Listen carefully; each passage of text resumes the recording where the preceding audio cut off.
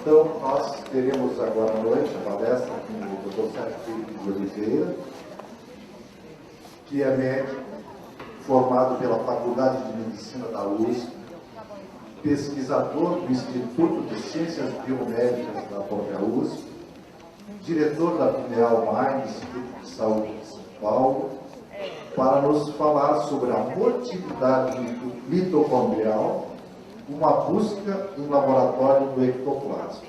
Então, para nossa satisfação, querido Sérgio. Boa noite a todos. Uma alegria estar aqui em família. E nós aqui no Medinesp, depois de tantos anos, é um reencontro de famílias, ou de uma mesma família, para frente e para trás. Esse negócio de motilidade da mitocôndria e ectoplasma é que o Lúcio falou, fale uma coisa diferente. E aí eu pensei, puxa, uma coisa diferente, né? Como eu estou com o pessoalzinho da Escola Paulista de Medicina estudando aspectos espirituais na esclerose lateral amiotrófica, o paciente perde o comando do corpo, né? Vai perdendo a força do braço, das pernas, da fala, mas fica lúcido, não é? Então, perde o comando do corpo. E a medicina não descobre uma causa para isso, e o pessoal da Escola Paulista de Medicina, lá do Departamento de Doenças Neuromusculares, achou interessante trabalharmos outros paradigmas do entendimento do caso, e eu me lembrei da explicação de Kardec, no Livro dos Médiuns, que é a motivação do nosso encontro, do estudo do Livro dos Médiuns, que o espírito, para comandar a matéria, ele precisa de uma energia que intermedie essa relação, que essa energia é o ectoplasma. Ou seja, o ectoplasma envolve a matéria e aí a mente é capaz de comandar aquela matéria. Então, pensei, alguém que perde a força de comando do corpo, deve estar faltando esse tal de ectoplasma. A gente precisaria atualizar a linguagem que seja ectoplasma para os tempos modernos. E aí comecei a refletir sobre esse assunto, e eu diria que a minha conversa de hoje com vocês, parte dela eu comecei a refletir no Medinesp passado, lá no Rio Grande do Sul, e hoje trago algumas outras ideias que estão fazendo parte de uma fase heurística desse estudo. A heurística é quando ainda não temos uma comprovação científica formal, mas já há indícios factuais suficientes para se estabelecer pesquisa científica, não é? Não querendo comparar com o grande cientista Albert Einstein, mas a teoria geral da relatividade o título foi Heurística da Relação Massa e Energia. Por quê? Porque não havia prova ainda, mas havia consistência suficiente para se falar do assunto do ponto de vista científico. Então, o papo que eu vou bater com vocês aqui é, na verdade, uma reflexão que permita um entendimento sobre esse assunto, que achei por demais relevante. Justamente, veja que interessante que o médico vai lidar com um paciente que não tem o que fazer, a medicina não tem um medicamento que cure, e o paciente rapidamente e lucidamente vai perdendo o comando do corpo, depois da respiração e por aí vai. É uma situação muito difícil. Então eu achei que esse assunto poderia trazer uma contribuição. Apesar de embrionário, mas vai lá. Por algum canto temos que puxar o fio do novelo. E também eu tenho observado, tanto na área da psiquiatria quanto na área da clínica, essa questão do ectoplasma. Eu tenho observado a relação com alguns sintomas. Por exemplo, a pessoa muito produtiva de ectoplasma, ela é muito interativa, porque o ectoplasma intermedia, é o meio condutor do pensamento. Como o ar conduz o som, o ectoplasma conduz o pensamento. Então, uma pessoa que produza muito o fenômeno de ectoplasma, ela é interativa e às vezes ela pode captar a psicosfera das pessoas, sentir o que o outro sente, e pode ter uma confusão de sentimentos dentro de si. Um choro que não se sabe por que chora, um medo que não se sabe por que é medo, o enfrentamento do público ou no meio de pessoas sente-se mal e por aí vai, porque há uma interatividade muito intensa devido a essa produção extensa de ectoplasma. Também, como nós vamos discorrer sobre essa ideia, o ectoplasma estaria ligado à produção energética do organismo e, portanto, como uma forma de diminuir essa exacerbação de interação mental, a pessoa, vamos dizer assim, como se recolhesse esse ectoplasma, derivando ou redirecionando a produção de energia para a produção calórica. Então a pessoa engorda, não sabe por que engorda, porque às vezes não é tanto que come, mas o metabolismo contribui para isso, ou tem formações ectópicas, cistos, tumores, então cisto de tireoide, cisto de ovários, cisto renal, cisto hepático, tumores, miomas, endometriose, inclusive o próprio câncer, que também é uma formação de tumores. Tanto assim que na nossa experiência nós temos feito o seguinte: o paciente que está com câncer, e essa é uma experiência, veja, temos que fazer alguma coisa, não podemos ficar parados, sem buscar, não é? Então o paciente, assim, mesmo que esteja em quimioterapia, fazendo todo o tratamento cirúrgico necessário, quimioterápico ou radioterápico, assim que há alguma condição clínica, eu coloco para doar ectoplasma, doar energia. Porque, vamos dizer assim, como o princípio da homeopatia, se a pessoa está vencendo o câncer, ela tem energia anticâncer. É o similibus.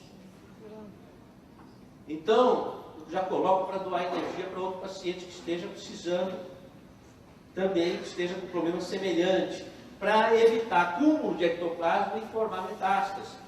É verdade isso? Alguns casos me levam a crer que sim, pela evolução. Outros ainda tenho dúvida. Mas, enfim, estamos puxando o fio do novelo do assunto para colocar em questionamento aqui. Então, eu acho esse assunto muito importante. Acho até, antigamente, no século XIX, o fenômeno de ectoplasmia estava dirigido para efeitos físicos, tipo poltergeist e fenômenos de materialização e etc. Eu acho que hoje esses fenômenos estão vertidos para a área clínica.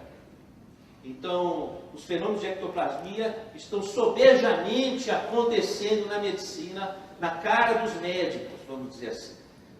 Sendo que o médico acaba sem considerar variados aspectos do sistema espiritual, que hoje consiste num sistema, como vocês devem ter estudado aqui nas diversas palestras, um sistema considerado pela Organização Mundial de Saúde.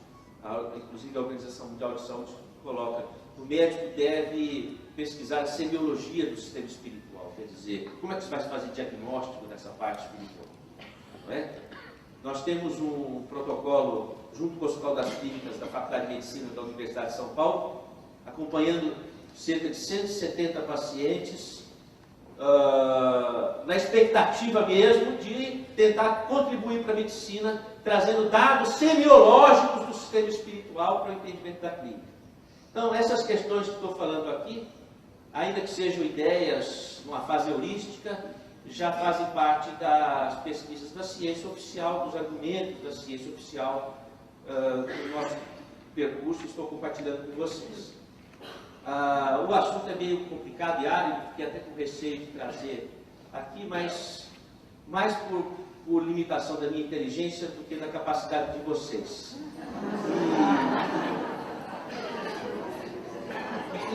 Vamos com coragem, vamos em frente, não é? Então, como é que faz? Eu faço. Está vendo o que eu estou falando? Aí, ó. Porque ocorre o seguinte: a mitocôndria é uma organela da célula. Para onde vai o oxigênio que nós respiramos? Isso é fundamental. O oxigênio que você respira vai chegar nas células e vai chegar nas mitocôndrias. Vamos lá, respire fundo. Sente as mitocôndrias? Não sente, o solo sensível. Então,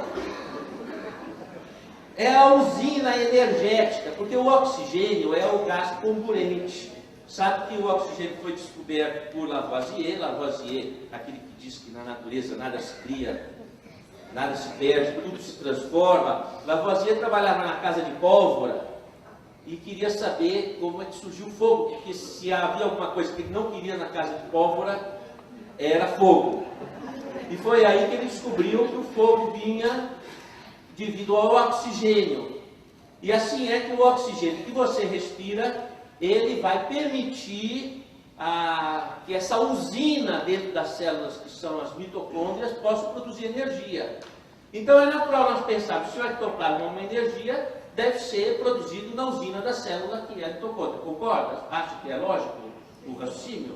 Não é? Porque é o local onde é produzida a energia. Então, agora é o seguinte, a energia, ela surge do movimento. Então, a mitocôndria, ela não é uma organela estática dentro da célula. Ela é uma organela que se movimenta ativamente dentro da célula. E justamente essa cinética, esse movimento deve estar implicado no processo de produção de energia. Porque o que produz energia é o movimento. Veja bem, na física, o produto da força pelo deslocamento da matéria origina energia, que é o que em física se chama de trabalho. Então é o movimento. Embora, quando você vai estudar a célula, via de regra, você faz a coloração para olhar no microscópio. Aí ele está aqui para me dizer se é verdade. E a mitocôndria fica paradinha ali. Só que perde-se o estudo da dinâmica, exatamente, da dinâmica da mitocôndria, que pode trazer infinitas informações e descortinar outros territórios para a medicina.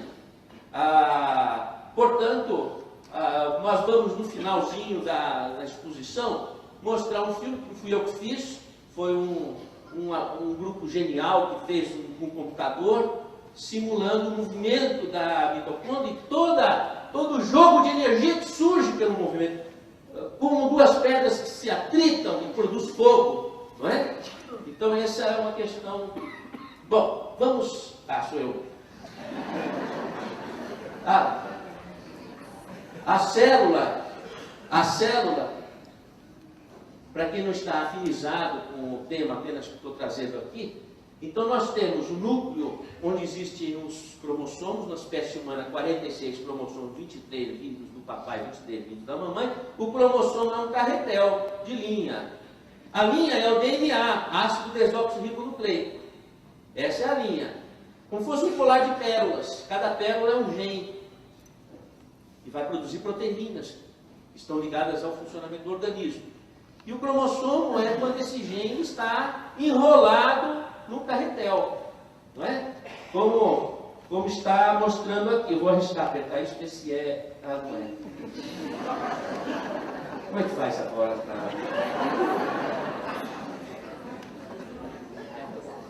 Qual é o botãozinho? Esse traz tem uma luzinha? Qual que tem a luzinha? Então. Nossa. Fica só com a luzinha, eu passo a palestra para você. Puxa. A Márcia, minha esposa, ela fala assim, tão inteligente com umas coisas, tão burro para outras coisas. O ser humano é assimétrico mesmo, né? Isso é uma certa compensação na natureza. Aí eu tenho um anterior a esse. A luz embaixo. Tinha um anterior que eu estava. Aí. Então, o DNA está enrolado num carretel de proteínas que são chamadas histonas, que constitui o cromossomo. Mas, nós vamos ter outras estruturas na célula. Meu Jesus.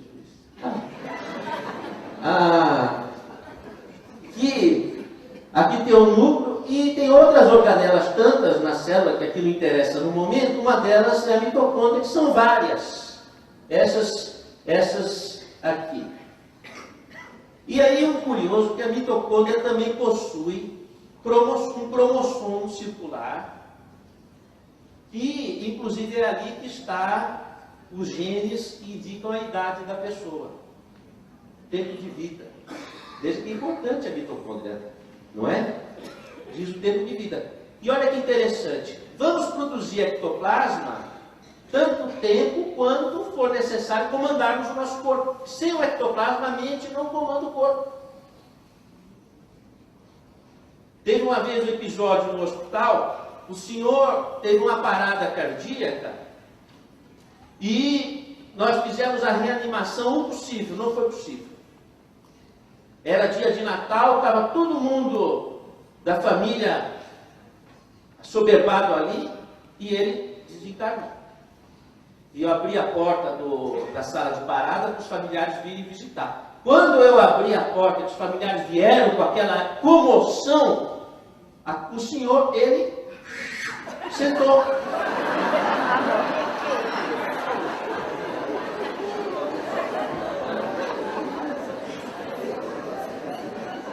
Fez isso. Mas não falou. Mas veja que interessante. Guarda essa ideia na gaveta. Aconteceu comigo também que eu tive uma parada, que era umas 6 da manhã, eu passei mal, vi que minhas pernas e meus braços estavam azuis. Azul não é bom para medicina. E aí vi que a coisa estava séria, falei para a Márcia, chama a ambulância, pá, caí duro. Parecia um peixe fora d'água com aquele olhão assim parado. E eu olhei para o meu rosto e falei, nossa, mas o que está acontecendo? E aí deduzi que estava morrendo, porque se meu corpo estava ali, e eu estava olhando para o meu corpo, não é?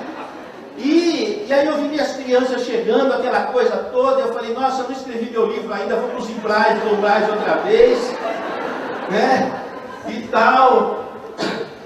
E mais por desespero do que por fé, rezei, e aí eu voltei para o corpo, tive um vômito em jato, desculpa falar essas coisas, mas médico é assim mesmo, tive um vômito em jato de uma encefalopatia hipertensiva, e aí voltei, por misericórdia divina, não por merecimento. E por que eu consegui voltar? Porque tinha ectoplasma produzindo ainda. Então eu ainda conseguia comandar o corpo. Eu sabia que naquela hora eu precisava expelir líquido. Porque eu sabia que era uma encefalopatia hipertensiva. E eu precisava expelir líquido rápido. Então, a sensação que tive foi que eu pisei em cima do meu estômago. Foi essa a sensação que eu tive. E tratei aquele meu corpo como se fosse um paciente da UTI, tanto tempo que trabalhei na UTI. Mas aquele senhor que se sentou, havia resíduo de ectoplasma.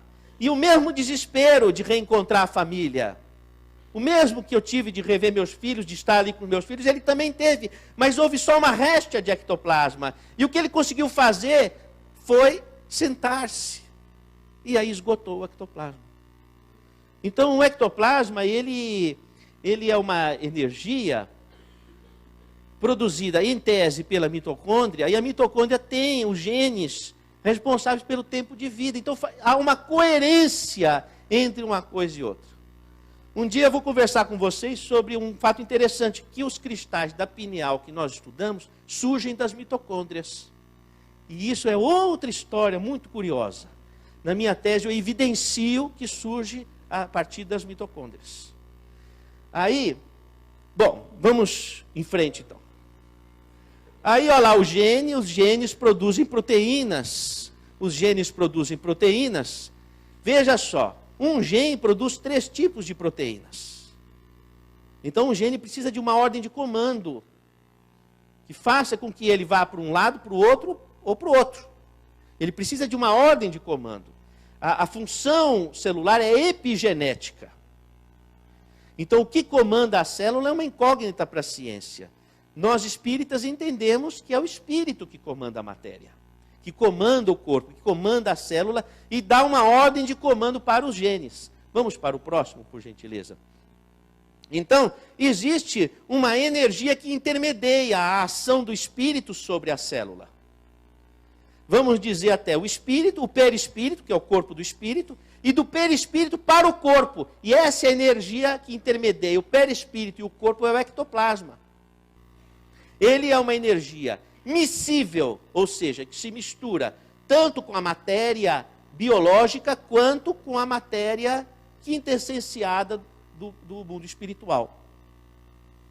É como, por exemplo, se você colocar água e óleo, não se misturam. Mas se você colocar detergente, não há uma emulsificação. Então, as energias do perispírito não se misturam com as energias da célula biológica.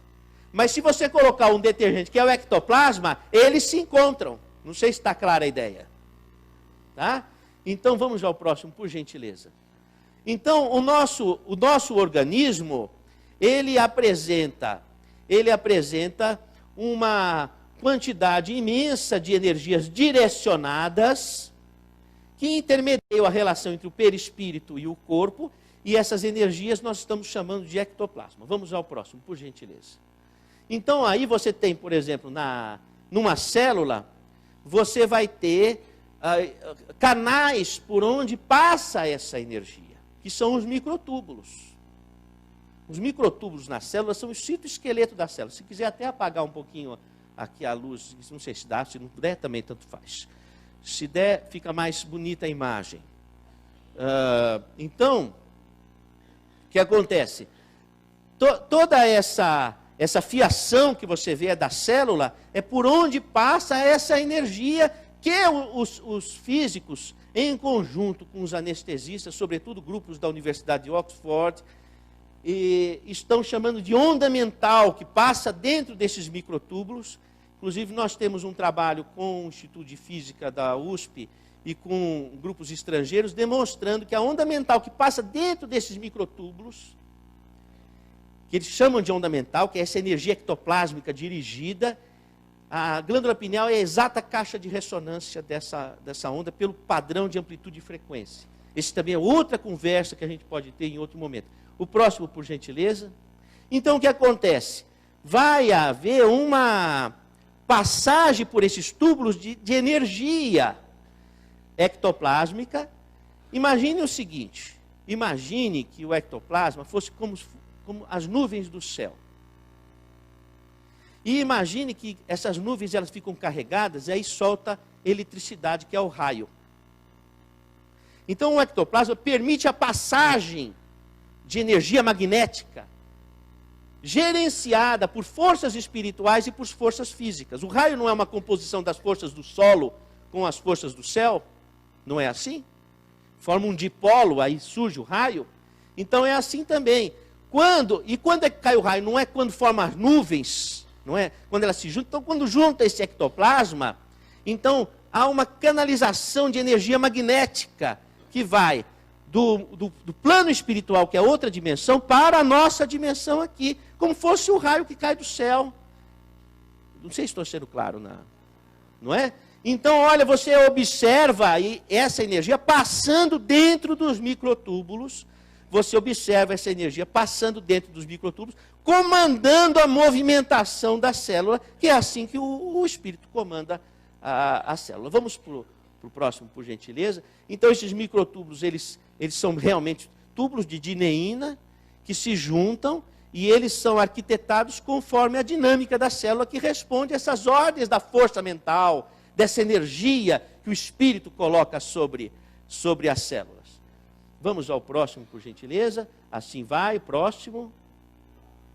E esses microtúbulos estão muito presentes nos neurônios, na condução dos neurotransmissores. Então, hoje em dia se sabe na psiquiatria que não é o neurotransmissor, serotonina, ou seja o que valha, que está ligado à depressão, mas a informação que está contida na produção e no encaminhamento do neurotransmissor. Hoje se sabe isso. Então, por esses microtúbulos vai passar ou energia construtiva ou negativa, mexendo na dinâmica da célula. Como dizia o poeta, o Fernando Pessoa, dizia assim, né? Que somos que nem abelhas num campo sem flores. Quer dizer, se a gente não sabe o que quer, então essas energias ficam sem direção, entregues ao alheio. Diz ele também, nascemos sem saber falar e ainda morremos sem ter sabido o que dizer, né? Então, a pessoa não dá uma direção, não digo vocês são pessoas iluminadas, mas uma direção para a força mental. Vamos ao próximo, por gentileza. Isso é só para lembrar um momento importante da nossa existência. Vamos ao próximo. Esse daí é o Notze. O Notze estudou ectoplasma. Veja, na escola de Salpêtrière, em Paris, inclusive hoje, se você visita, nem tem glamour. Você esteve lá, Ivênia? Eu fui levar a Márcia no Louvre e caí no hospital de Salpêtrière. Eu errei o caminho, não sei como. E ela falou, mas esse é o Louvre? Eu falei, engraçado, não parece.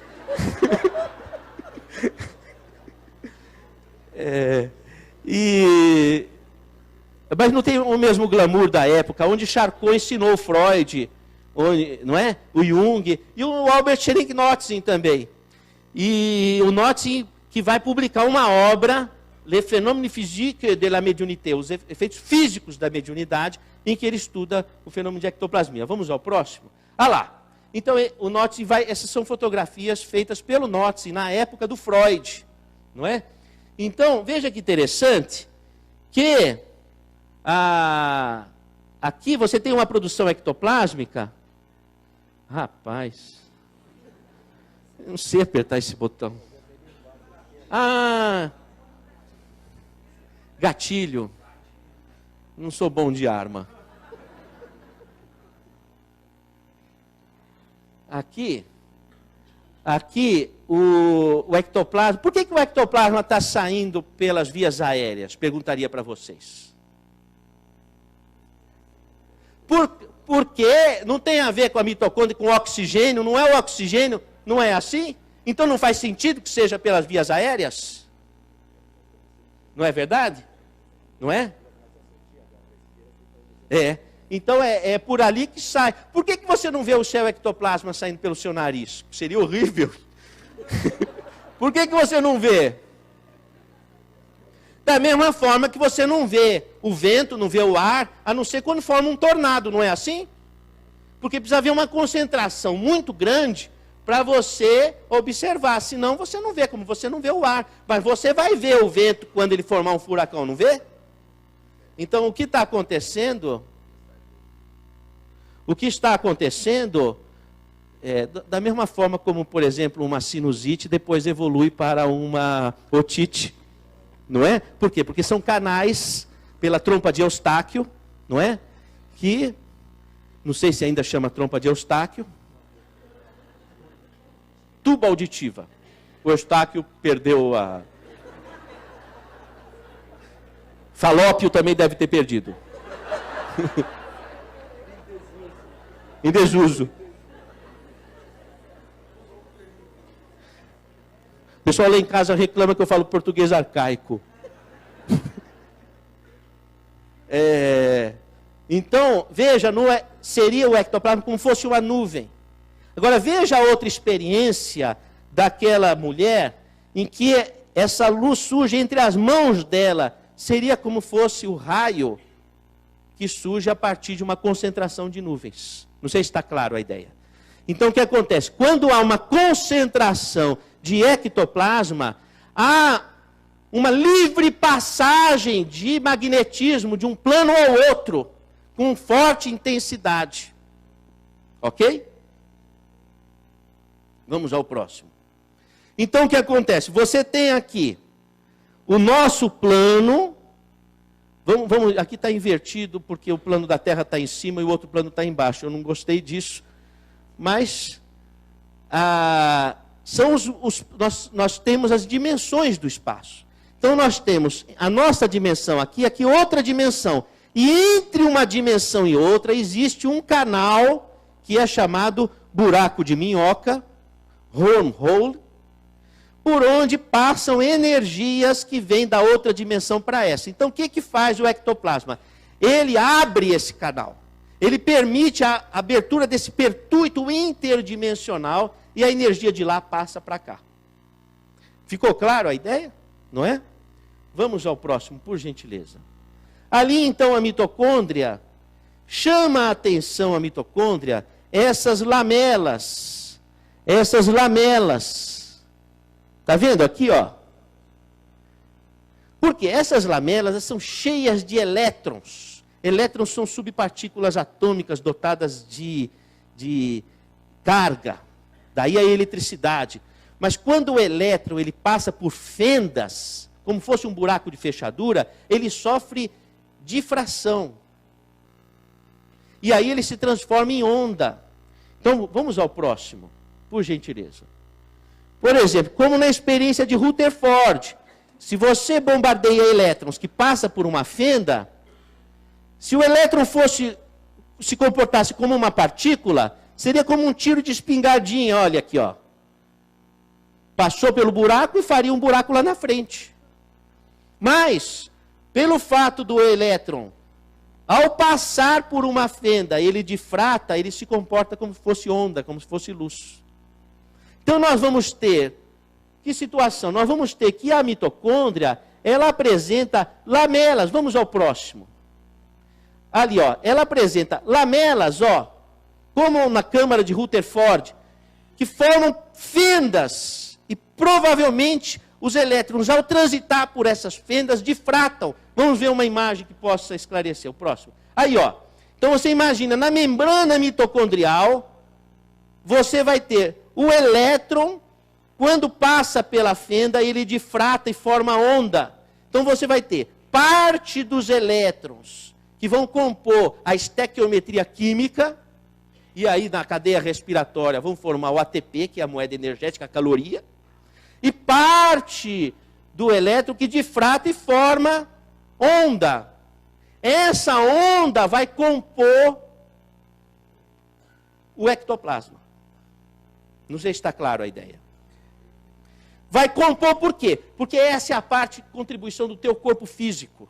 Existe a outra parte que vem da dimensão espiritual. E como é que viria essa outra parte? Vamos ao próximo, por gentileza. Nós somos bombardeados por neutrinos vindo do Sol. Trilhões de neutrinos. Vamos ao próximo, por gentileza. Neutrinos são também partículas subatômicas que interagem com a estrutura química. Próximo, por gentileza. Então o Sol irradia esses neutrinos que podem ser detectados por aparelhos. Então, em tese, é como se houvesse uma energia que os hindus trazem um nome muito interessante que chama prana, que é uma energia que vem do Sol, acompanha a luz do Sol, que poderia ser algo semelhante aos neutrinos, que também transfixam o planeta a partir de radiações do Sol. E aí o que vai acontecer? Vamos ao próximo, por gentileza. Quando os vegetais, o fitoplâncton, vão captar a luz para a fotossíntese, captariam também esses neutrinos, ou esse prana, e ao exalarem o oxigênio, já exalam o oxigênio imantado por essa substância, o prana, ou neutrinos, ou seja lá o que a ciência vai descobrir o que seja o prana. Então o ar que você respira, o oxigênio, já vem impregnado dessa energia e vai entrar na célula com essa energia vinda do além, da outra dimensão, e chega na mitocôndria e vai cruzar com aquela energia do elétron difratado, vai juntar e formar o ectoplasma. Então uma energia que vem da dimensão espiritual e uma energia que é produzida pelo corpo se juntam e formam o ectoplasma. Por isso ele é tão miscível lá quanto cá. Porque ele é composto por substâncias de lá e de cá. Não sei se foi... E vem, eu estou com clareza didática? Tá bom. Vamos ao próximo, por gentileza. Sim.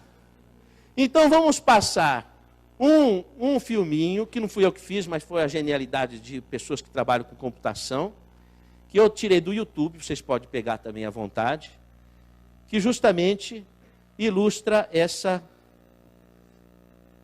questão. Até que horas que é que eu posso ficar? Esse relógio é problemático, eu não enxergo os ponteiros.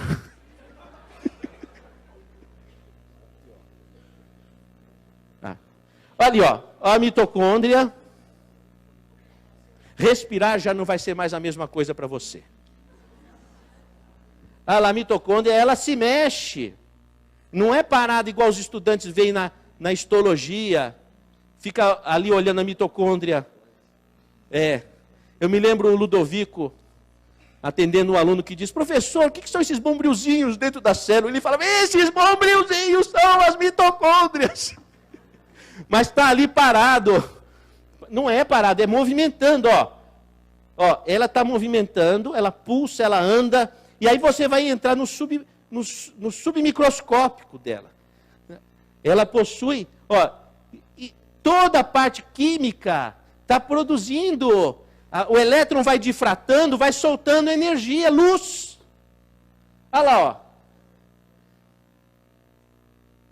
E até interessante que parece até um fenômeno atmosférico, porque há uma reprodução desses fenômenos, não é? Então, olha lá. Você consegue imaginar o ectoplasma sendo produzido?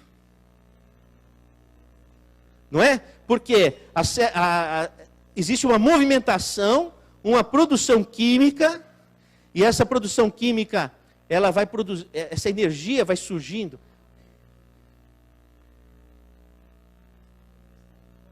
E justamente, a tempestade é um fenômeno semelhante, onde ocorrem os raios, onde ocorre a concentração de nuvens.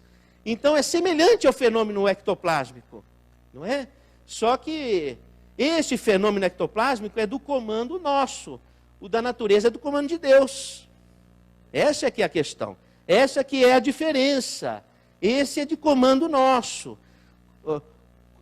O comando do ectoplasma, veja, quando Jesus Cristo, ele nos ensina a prece do Pai Nosso, ele fala: Pai Nosso que estás nos céus. O que é o céu? Na época não se conhecia o universo, se conhecia o planeta Terra, nem se conhecia o hemisfério sul. Na Bíblia tem do meio-dia ao setentrional, mas não tem o sul, não se conhecia. Então não se conhecia, o que era o céu era até onde as nuvens iam. Então quando Jesus falava o céu, ele queria dizer o ar que respiramos. Então quando você respira, se Deus está no céu e você respira a Deus, ele está muito perto de você. Porque uma falsa concepção pode nos trazer a ideia de que Deus está no céu muito longe de mim. Mas se o céu é o ar que respiramos, porque é onde se espelha o infinito, então Deus está muito próximo de mim. Então é o Pai Nosso que está nos céus, e aí eu respiro fundo e percebo a presença de Deus dentro de mim. Por quê? Porque quando eu respiro, eu trago essa energia que me permite o comando do meu corpo, que vem de Deus. E que eu trago para próximo de mim. Então, toda essa profusão de energia, esse é o fenômeno que ocorre, que não é só a estática da química, mas existe uma produção intensa de energias que a medicina precisa de explorar. A gente pode dizer o seguinte, como Einstein colocava, existe uma relação entre massa e energia. Energia é igual a massa vezes a velocidade da luz ao quadrado. Não é assim a fórmula de Einstein? Então vamos calcular. Quanta energia tem uma uva de um grama? Quanto? Energia é igual a massa é 1 grama, vezes a velocidade da luz ao quadrado. Então 1 grama vezes 300 mil quilômetros por segundo ao quadrado, quanto é que dá? A energia de uma uva de 1 grama é capaz de iluminar por um ano inteiro Nova York. Essa é a fórmula do Einstein. Entendeu? Então, o que acontece? Também na prece do Pai Nosso está implícita essa noção. Porque, primeiro, Jesus explica que Deus está próximo, porque se nós respiramos o céu está próximo de nós. E assim como Deus está para todos nós, também o ar, o mesmo que entrou nas suas entranhas, entrou nas entranhas do companheiro do próximo. É o mesmo ar que nós respiramos. Respirar é um ato muito íntimo. É o ato mais íntimo que existe. Porque é o mesmo ar que entrou dentro de você, entrou nas pessoas ao seu lado, no seu amigo ou no seu inimigo. E assim também é a presença divina. E Jesus vai dizer, Pai nosso, quer dizer, não se chega a Deus sem conjugarmos o pronome nosso. Se nós não nos entendermos como irmãos, não formamos a massa de energia. Então a nossa energia é essa agregação solidária de nos enxergarmos irmãos uns dos outros, multiplicado pela luz divina. Se a nossa massa é 1 grama, a luz divina é infinita.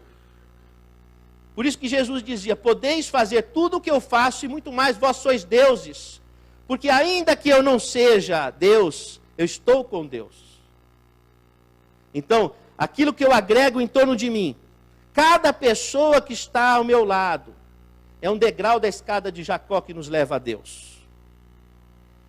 E na medida em que eu me irmano solidariamente a todos, eu formo a massa que vai se multiplicar a força divina. E vai me dar uma força descomunal. A fé que remove montanhas. A prece do Pai Nosso tem a equação da relatividade. E aí essa é a minha energia. Então, vamos... Já parou o filminho? Mas ele continuava para algum... Ah, sim. Então, veja. Qual é o poder que nós temos em nossas mãos? Veja bem. Se você tem problemas, se você ficou doente, se você está em atrito na sua casa, se você está sofrendo, gasta energia, não gasta? Porque tem energia sobrando para fazer uma coisa boa. Porque se você não coloca essa energia aplicada à realização da sua missão, essa energia degenera no problema. Você fica com raiva, fica nervoso, adoece, desentende. Por quê? Porque está acumulando uma energia parada. Não é bom que nós não podemos ter más águas dentro de nós. As más águas são energias que adoecem. E essa energia, se ela está servindo para isso, ela poderia servir para algo útil. Então, quando Jesus fala, o pão nosso de cada dia, nos dai hoje, veja, o pão é feito com as nossas mãos. Ele não chove do céu. Quando nós pedimos o pão nosso de cada dia, nós estamos ao mesmo tempo dizendo que vamos arregaçar nossas mangas e vamos contribuir com Deus para a nossa alimentação. E aí eu não posso jogar cinzas no pão do alimento. E o pão do alimento, o pão que alimenta a alma, é a sabedoria se adquire na convivência.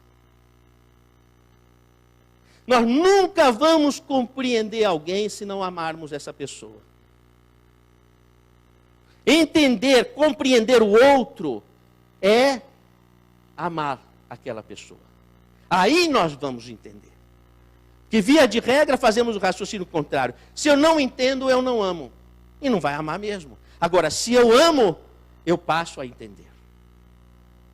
Então, na medida em que eu coloco a força de expressão, que é o amor, que se nós fomos feitos à imagem e semelhança de Deus. Deus é amor, está explicando na Bíblia. Deus é amor, então nós somos amor.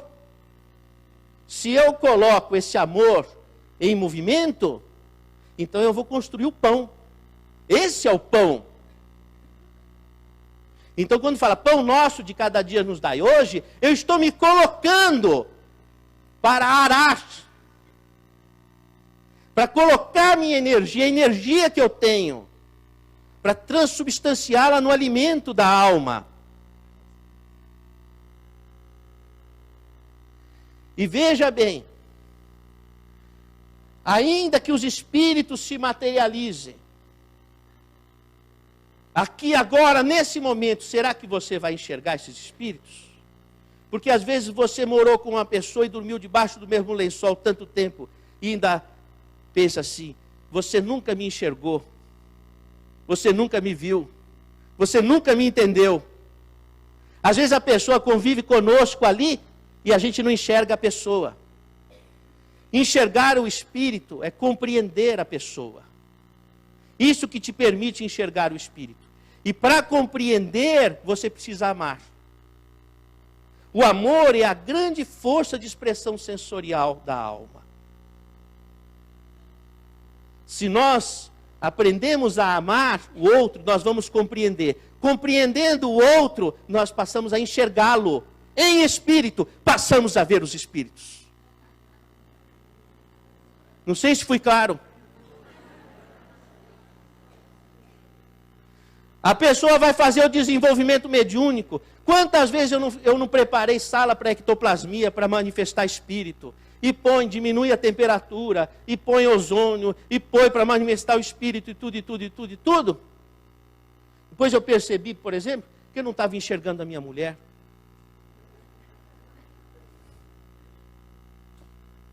Que eu não estava enxergando meus pacientes. O menino disse assim para mim, doutor, estou aqui porque meus pais me mandaram aqui. Eu quero destruir e matar, é isso que eu quero fazer. O senhor pode falar o que o senhor quiser. Ai, eu fiquei tão irritado, falei, puxa, mas o que será? O que eu faço? Mandei ele embora do consultório. Falei, vai embora, rapaz. Depois uma voz me disse, você nunca vai entendê-lo se você não amá-lo. Mandei chamar de volta no dia seguinte. Porque eu não estava entendendo ele, mas eu não sabia que eu precisava amá-lo para poder entendê-lo. Isso é ver o espírito. Não adianta eu ficar criando a sala de ectoplasmia para baixar espírito ali, para ver espírito, se eu não enxergo as pessoas que estão à minha volta, em essência. E eu só vou poder fazer isso se eu tiver amor. Então, quando estamos montando nos seus preâmbulos as pesquisas de ectoplasmia, etc, etc e tal, somos cientistas de uma nova era. Entramos no laboratório, como dizia Paracelso, laboratório formado por duas palavras, labor, que é trabalho, e oração. Laboratório. Resgatar o laboratório. Entendendo que escarafunchar a natureza é se aproximar do Criador. E não nos aproximamos do Criador se não nos assemelharmos com Ele nas nossas expressões de amor. Então, quando abro as portas do laboratório, preciso estar com a figuração do amor, para que possamos descortinar as raízes da vida. Como é que vamos descobrir a vida se não formos por ela, na sua força máxima de expressão, que é o amor? Essa é a nova ciência. Pesquisadores da paz, cientistas do amor, para que nos enxerguemos verdadeiramente como filhos de Deus, irmãos uns dos outros, a ciência do novo milênio. Não vamos pesquisar ectoplasma sem esse preparo. Se não encontrarmos a verdade dentro de nós, como vamos encontrar a verdade na natureza? Os nossos filhos, os nossos netos, que adentrem os laboratórios com novos paradigmas. Próximo, por gentileza. Porque sem um amor jamais vamos entender a natureza. Muito obrigado pela atenção.